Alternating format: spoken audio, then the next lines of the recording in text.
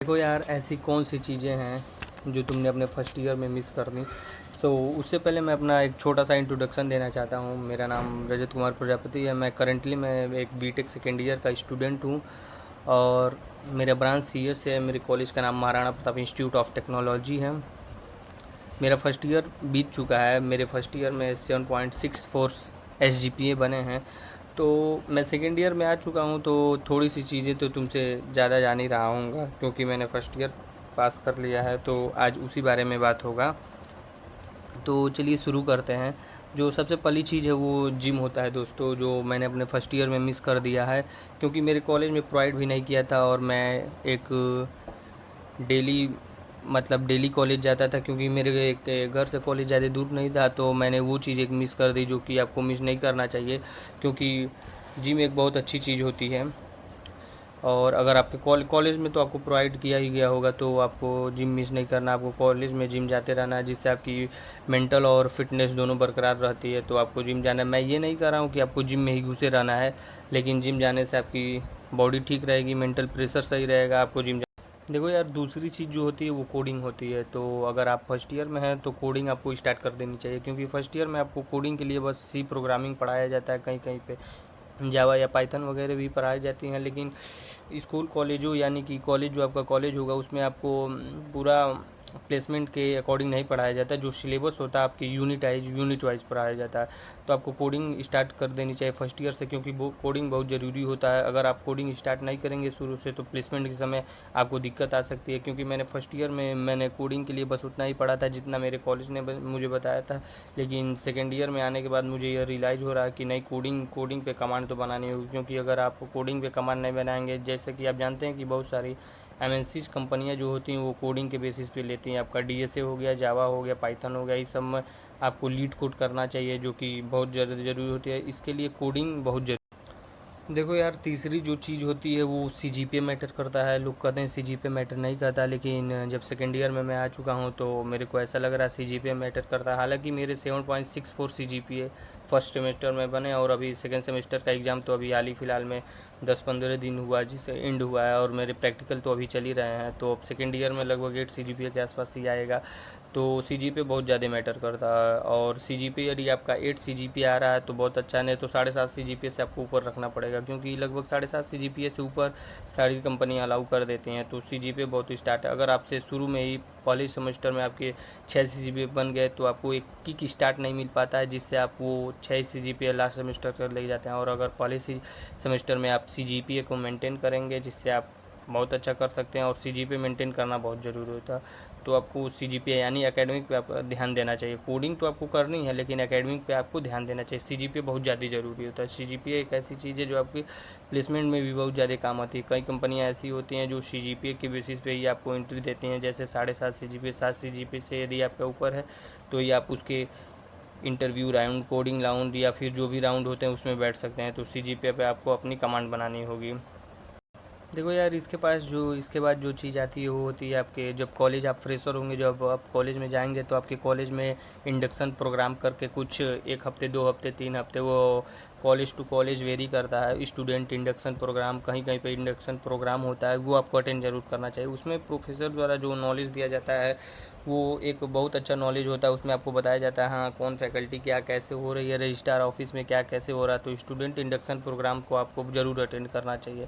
उससे आपकी नॉलेज बढ़ती है, कहाँ पे वहाँ पे क्या क्या बताया जा रहा है डायरेक्टर सर के द्वारा, या फिर जो भी फैकल्टी या प्रोफेसर होंगे आपको वो क्या आपको बता रहे हैं। तो स्टूडेंट इंडक्शन प्रोग्राम आपको ज़रूर अटेंड करना।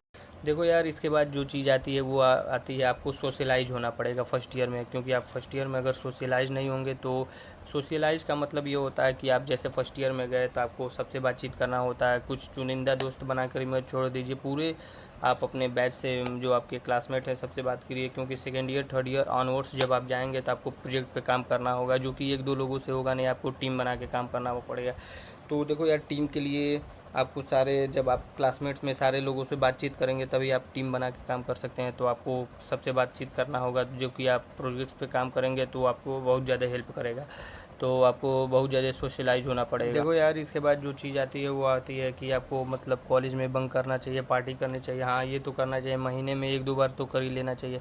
और अगर वीकेंड में आपको टाइम मिल रहा है तो बहुत ज़्यादा करना चाहिए, क्योंकि ये फर्स्ट ईयर ही ऐसा होता है जब आप ये चीज़ करने के लिए होते हैं। क्योंकि सेकेंड ईयर थर्ड ईयर में क्या होता है, बच्चे प्रोजेक्ट्स पे काम करना चालू कर देते हैं, तो आपको उतनी ज़्यादा मौज मस्ती नहीं करनी होती है। आपको project placement third year honours, तो आपको प्लेसमेंट पे ध्यान देना होता है। तो फर्स्ट ईयर में आपको यार महीने में 1-2 बार पार्टी तो करनी चाहिए, जो कि मैंने किया नहीं, लेकिन ये सेकेंड ईयर में आने के बाद मुझे ये रियलाइज़ हो रहा है। तो आपको इस चीज़ पे बहुत ज़्यादा ध्यान देना होगा कि हाँ, फर्स्ट ईयर में मैं ये नहीं कह रहा हूँ कि हर हफ्ते, लेकिन महीने में 2-3 बार तो आपको करनी ही चाहिए अपने दोस्तों के साथ। इससे आपको एक मेंटल प्रेशर भी कम रहता है और आप मौज मस्ती में भी अपना फर्स्ट ईयर निकालते हैं। ये मेरे को रियलाइज़ हुआ कि ये चीज़ मैंने मिस कर दी है, तो आपको ये चीज़ करनी ही चाहिए। देखो यार, जो इसके बाद अगली चीज़ होती है वो होती है आपके ट्रिप की प्लान, जो आपको करनी चाहिए हर सेमेस्टर के बाद। और अगर पहले दूसरे सेमेस्टर में नहीं कर पा रहे हैं तो पहले सेमेस्टर के बाद तो आपको जानी ही चाहिए।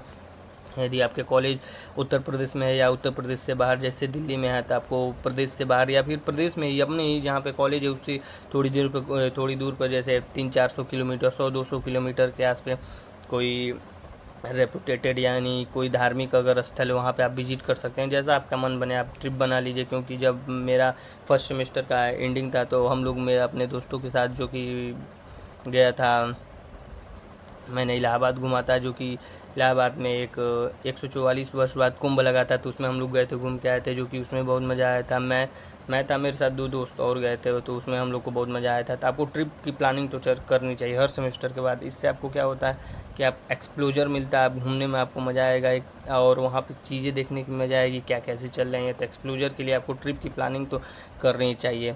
क्योंकि ट्रिप की प्लानिंग से यार देखो क्योंकि इस पूरे सेमेस्टर तो पढ़ाई चलती रहती है, लेकिन ट्रिप की प्लानिंग से आपको एक मन हल्का हो जाता है। तो आपको ट्रिप की प्लानिंग तो ज़रूर करनी चाहिए। देखो यार, इसके बाद जो चीज़ आती है वो आती है आपके कॉलेज के कल्चरल फेस्ट की। जैसे मेरे वहाँ उत्सव क्या होता है, तो कल्चरल फेस्ट में आपको पार्टिसिपेट करना चाहिए। इससे आपको एक पब्लिक डीलिंग कहाँ पे कैसे आपको प्रेजेंट करना है, क्या करना है, उसमें डांसिंग होता है, मिमिक्रीज होती हैं, पोइट्री होती है, स्लैम होता है, एक्सटेम्पोर स्पीच जैसी चीज़ें होती हैं। मेरे वहाँ जब मैं फर्स्ट ईयर में आया तो मेरे यहाँ एक्सटेम्पोर स्पीच जैसा था, जिसमें मैंने पार्टिसिपेट भी किया था।